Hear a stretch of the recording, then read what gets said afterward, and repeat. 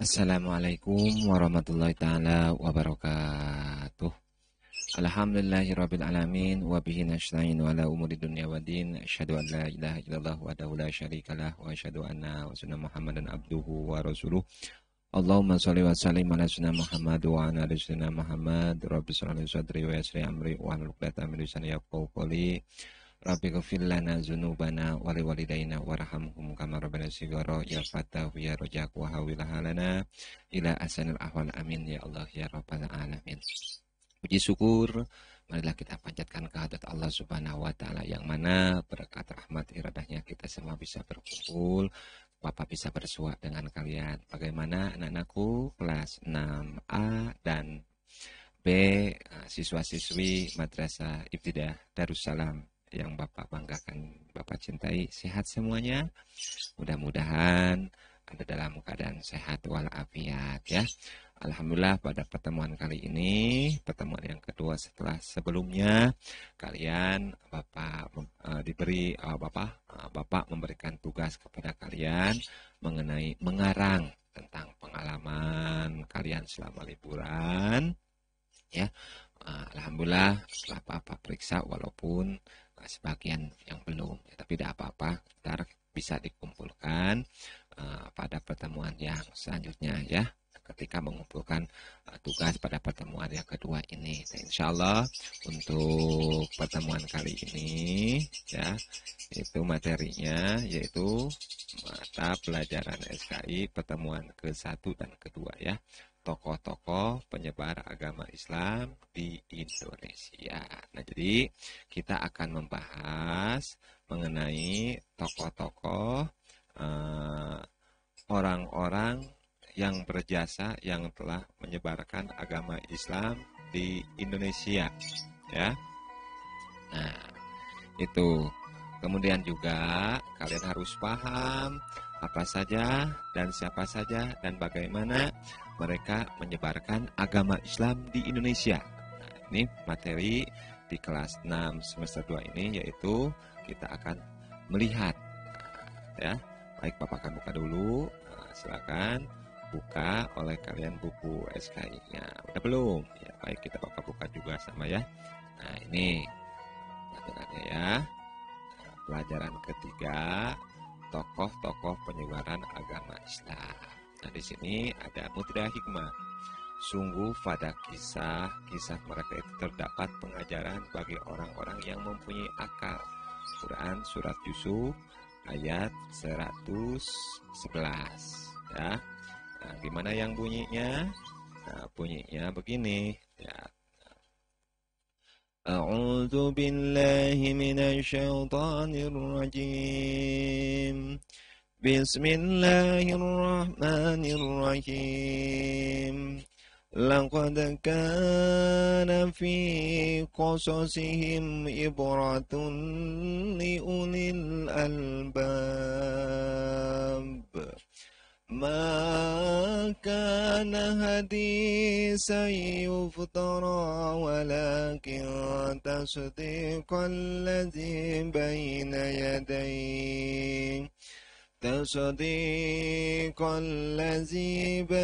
يديه وتفصيل كل شيء وهدى ورحمة لقوم يؤمنون.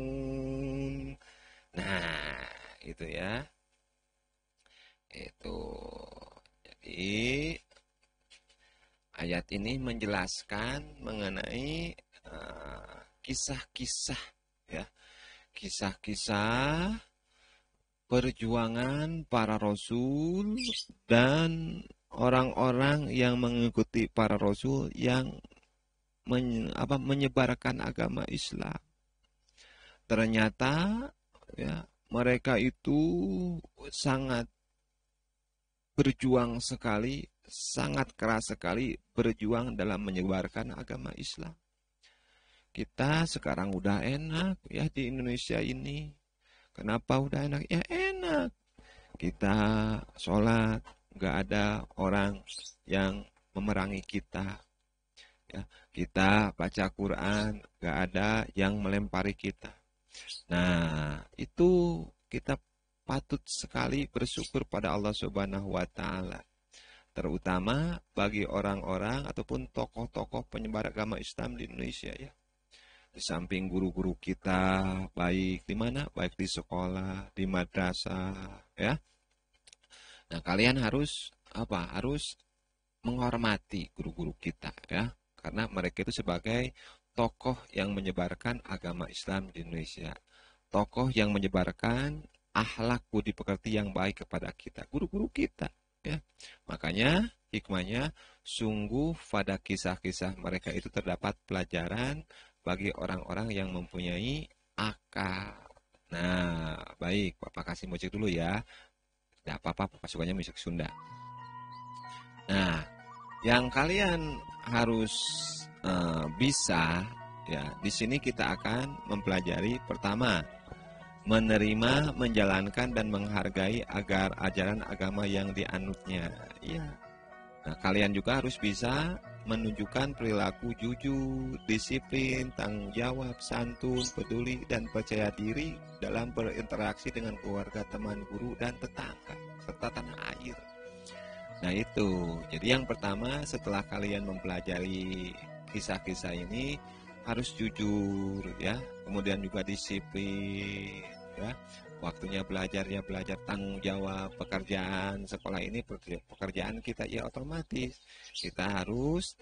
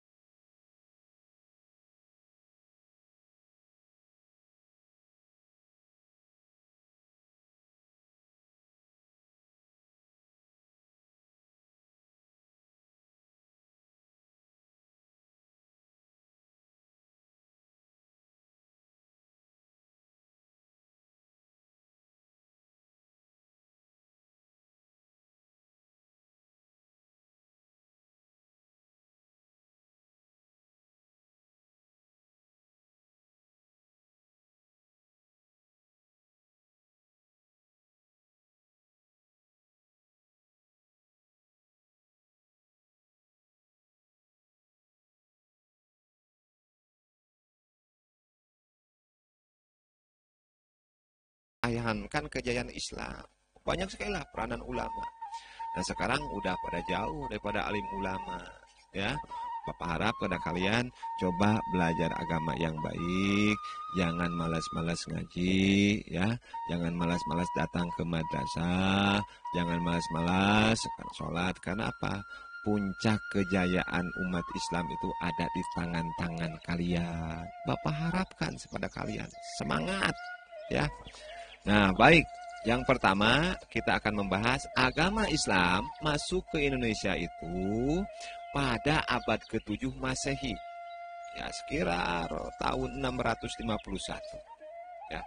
Ini sebagian keterangan, walaupun ada juga yang mengatakan bahwa agama Islam itu sudah masuk ke Indonesia ketika Nabi belum wafat juga udah ada. Bahkan ada juga yang mengatakan bahwa umat Islam agama Islam masuk ke Indonesia itu ketika Khalifah Umar, Khalifah Ali, ya. Tapi kita ambil aja yang sepakatnya bahwa agama Islam itu mulai masuk ke wilayah Indonesia pada abad ke-7 Masehi, yaitu sekitar tahun 651 Masehi, tepatnya pada masa kekuasaan Utsman bin Affan menjadi khalifah yang keberapa, Cing? Yo, khalifah Utsman yang keberapa? Yang ketiga, karena khalifah itu ada 4. Ya, pertama Abu Bakar As-Siddiq, namanya adalah Abdullah. Jadi Abu Bakar itu nama sebenarnya Abdullah, asalnya Abdullah Ka'bah, diganti oleh Rasulullah menjadi Abdullah. Nah, yang kedua ada Umar bin Khattab, ya, gelarnya Al-Faruq. Kemudian yang ketiga Utsman bin Affan, yang keempat Ali bin Abi Thalib. Bahkan ada juga yang mengatakan khalifah yang kelima yaitu Umar bin Abdul Aziz. Tapi ini pendapat ini tidak masyhur, ya. Yang masyhur itu, yang terkenal itu cuma 4 aja. Nah, umat Islam agama Islam masuk ke Indonesia abad ke-7 pada masa Khalifah Utsman bin Affan, ya. Kemudian kapan Pak mulai perkembangan pesatnya? Ya, agama Islam mulai pesatnya itu terjadi pada abad ke-14 Masehi, berarti 7 abad ya bedanya, ya. Nah, pada abad ke-14 ini pembawa agama Islam itu dibawa oleh para pedagang dari Arab dan Gujarat. Gujarat itu India, ya. Nah, asalnya agama Islam itu berkembang di pesisir utara Pulau Sumatera, yaitu daerah Pasai ataupun Samudra Pasai dan Pelak, ya. Kenapa? Karena di Samudra Pasai dan Pelak itu ya tempat berlabuhnya kapal-kapal dagang, sehingga di daerah pantai tersebut ramai dikunjungi oleh para pedagang Arab dan Gujarat. Sambil mereka berdagang, kemudian mereka memperkenalkan ajaran agama Islam kepada penduduk setempat. Oh, Pak, apa sih buktinya kalau umat Islam itu agama Islam itu dibawa oleh pedagang dan telah sampai di Pulau Jawa? Ada. Buktinya yaitu ditemukannya peninggalan sejarah kaum muslimin tertua di Indonesia yang terdapat di Gresik, Jawa Timur. Apa sih Pak yang ditinggalkannya? Yaitu kompleks makam Islam yang diantaranya ada salah seorang makam muslimah yang bernama Fatimah binti Maimun.